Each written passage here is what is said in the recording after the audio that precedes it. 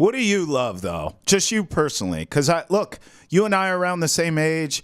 You grew up with the violence and the fights in hockey. They've really taken that out or tried to take that out of hockey now. And I understand it. I mean, we see the same thing, Adam, in the NFL, right? Like, you remember segments we would watch called Jacked Up, where we would watch guys get absolutely rocked. And that would never happen anymore. I mean, they're taking that stuff out of the game now. You can't even sneeze on a quarterback without getting a penalty. I mean, is the nostalgia side of you loving the fighting, or are you like, hey, let's just play hockey and end all this nonsense? No, I do like the fighting. I still think fighting is a part of hockey. You don't see, again, the superstars do what David Pastrnak did in Game 2. That's what makes that really stand out. But I do think that players need to legislate on the ice, because if they're not able to do that, then that leads to, potentially worse injuries, right? So you want to make sure that the players can take care of their own business. And, there's a fine line. I understand player safety and wanting to make sure that you keep these guys in one piece, right? In hockey and in football, as you referenced. But, you have to have a little bit of, it's what makes the sports great they're violent sports. They are. I mean, this is a volunteer activity. The guys sign up for it. They get paid for it. And it's part of the game. I understand, wanting to limit the amount of headshots in football and in hockey, and wanting to keep the players safe, but it's got to be a part of it, because it's part of the DNA. Yeah, no doubt. It's a fine line for sure. All right, let's go hate it or love it here. I'll give you some topics. You tell me if you hate it or love it. This is for Game 3. David Pastrnak fighting in Game 2 to spark the Bruins for Game 3. It sounds like both of us love this. But again, I don't want to just focus on the fight. I mean, to me, getting your ass beat on the scoreboard should be what sparks it, right? I mean, the fighting is almost like icing on the cake, kind of. That's like, insult to injury, pouring salt in the wound of like, all right, we got beat on the ice, and then they got in our face, and we had to fight for it. So I think all the above, I love it in terms of a spark, not just the fights. It sounds like you agree with that. Yeah, I agree with that. I mean, you heard, again, Jim Montgomery used the word inspired, and it's basically just having each other's back, right? Being a band of brothers, as the coach had used that term as well. You want these guys to stick together, because now they're experiencing adversity. They got their butts beat in Game 2, so now they have to come back and protect home ice. Right. And come out in Game 3, with a game plan to, again, combat the Panthers' forecheck.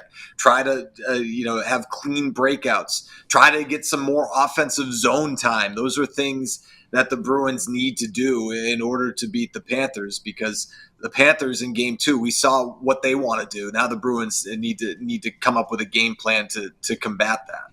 Absolutely. All right, hate it or love it. Bruins power play this series. Honestly, Adam, I almost feel like a teacher that I can't even give a grade. It's like incomplete. Like I Game 1, I loved it. Obviously, Game 2, I hated it. So it's like, I mean, how am I supposed to say hate it or love it when you get two different sides of the coin here? I think, being a Libra, I want to see some balance in this series. Like maybe Game 3 can kind of even out a little bit and beyond. I went into this series thinking it was going to go 6 or 7 games, right? I thought this would be a long series. I thought it would be like a heavyweight fight with two great teams trading in the center of the ring here. And look, for what I've seen, Adam, I haven't had a chance to talk to you about this, but I've talked about it on the show. From what I've seen with thine eyes, the Florida Panthers were the most complete hockey team in the East that I saw wire to wire all year. Remember last season, they underachieved all year after winning the President's Trophy, and then they underachieved. They got hot at the end, and we know the rest of the story from the first round and beyond for the Panthers. They went to the Stanley Cup final. But this year, they had some injuries, but really, they were really good from the start of the season all the way up to now, and it's because they're complete. Offense, defense, in goal with Bob, well coached. I mean, this team has it all. So power play, this series, I can't go hate or love for the Bruins. It feels incomplete to me, Adam. Am I off here? Yeah, no, I don't think you're off. I think the power play was very good in the first series against the Leafs, especially to start, right? I mean, they had Yeah. switched the units up. They kept the lines intact on the units. They split up Pasta and Marchand, and it was working for them. They had scored a power play goal in 5 straight games, including the regular season finale, when they switched up the units. And then the Leafs started to figure things out. They were able to kill the Bruins, power play opportunities. And here we are in the first 2 games of the series, and the Bruins have yet to score a power play goal. So I don't love it right now. I do think it needs to get better. I think special teams, like it did in the first series against the Leafs, needs to play a factor on the power play and the penalty kill. So you got 63 and 88 back together on the power play. So we'll see if that bears any fruit moving forward. All right, I'm leaning on you for this one. Bruins penalty kill this series, hate it or love it. Now, I'm going to say love it, simply because I think they've been doing a really good job. What happened in game 2 was the game started getting away from them. Then we got all the fights, all the penalties, and then the floodgates opened up. But I don't feel like it's fair to really judge that. The game got away. That's why I don't blame Swayman at all. More on him in a minute. But the game just started getting away from them. But the too many men on the ice was just driving me nuts. How many times do we see that penalty? But I thought for the most part, they were doing pretty well on the penalty kill until they weren't. When all the wheels started coming off, all the fights started happening, it was almost like the team started, it felt like it started melting down almost at the end of game 2, and then obviously it didn't go the Bruins' way. But for the most part in the 2 games, with the end of game 2 to the side, I feel like they've been doing a pretty good job on the penalty kill. I'm going to go love it, but I'm also leaning on you here to school me. Am I seeing it wrong, or do you agree with me? No, I love the penalty kill. I mean, despite all of what we saw in game 2, the Panthers power play goal, came at the end, right? When the game was really decided at that point. The Bruins penalty kill has been one of their strengths all season long, including in the postseason as well. It's continued in the series against the Panthers. It's just a great commitment by Joe Sacco's unit, because he's been running the penalty kill, for this Bruins team for quite some time now. They've really always, it's been one of their strengths for quite some time, this season included, despite the fact that one of their best penalty killers, Patrice Bergeron, is retired, right? So you have the goaltending you mentioned, your best penalty killer, as they say, is your goaltender, and Jeremy Swayman certainly has been that. So that has been and has remained a strength for the Bruins in the postseason as well, and I don't see any reason why that would not continue for them as they get ready for Game 3. Okay, so far you and I have been in lockstep. This is going to be an interesting one. Hate or love it, Jeremy Swayman, sitting him for Game 3. Adam, I can't use the word hate here.